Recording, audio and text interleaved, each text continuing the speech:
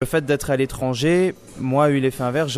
J'ai eu envie d'être encore plus proche, un besoin de se ressentir encore plus proche de la France, de l'actualité, vivre encore au pouls du pays. Je suis un grand friand d'actualité, tout type de médias, plusieurs fois par jour. Pour moi, c'est extrêmement important. Ce qui manque simplement, c'est de connaître l'ambiance générale. C'est quelque chose que malheureusement on ne peut pas remplacer.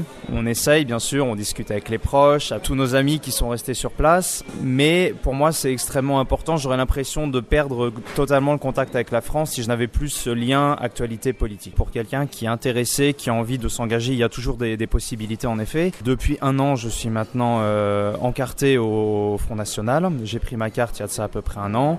Ce qui on va dire, quand on est à l'étranger, ça ne change pas grand-chose. On ne va pas changer le monde en étant à 3000 km. Il y a eu le débat mercredi soir. Vous l'avez suivi d'abord? Vous avez pu le suivre? Bien sûr, je suis rentré en courant à la maison. Je suis arrivé au moment où le journaliste disait bonsoir. Donc, j'ai tout vu. Et votre sentiment alors?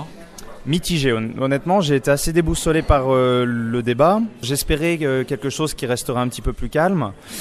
Après, c'est un débat qui était compliqué. Je ne peux pas dire en tant qu'électeur, même en tant qu'adhérent du Front National, que j'ai été satisfait à 100%. Dimanche soir, vous qui êtes en Russie maintenant depuis un peu plus de 6 ans, qui connaissez ce pays, comment est-ce que vous imaginez la relation entre la Russie et la France avec Emmanuel Macron, nouveau président de la République? Il est évident que la base de la relation franco-russe aujourd'hui est biaisée, car on ne se comprend pas. Le problème, c'est que tout le monde n'a pas les mêmes codes culturels, politiques que nous. Et du coup, ce qui nous paraît à nous évident ne paraît pas forcément évident à d'autres cultures et notamment aux Russes. Je pense que pour que les relations puissent être apaisées, il faut accepter que tout le monde ne voit pas les choses de notre manière. Ce que je dis vaut pour la Russie, mais pour tous les autres pays. Il faut accepter d'avoir un débat avec des gens qui ne sont pas d'accord, qui aspirent à d'autres systèmes. Il faut voir le poids de l'histoire, de la culture.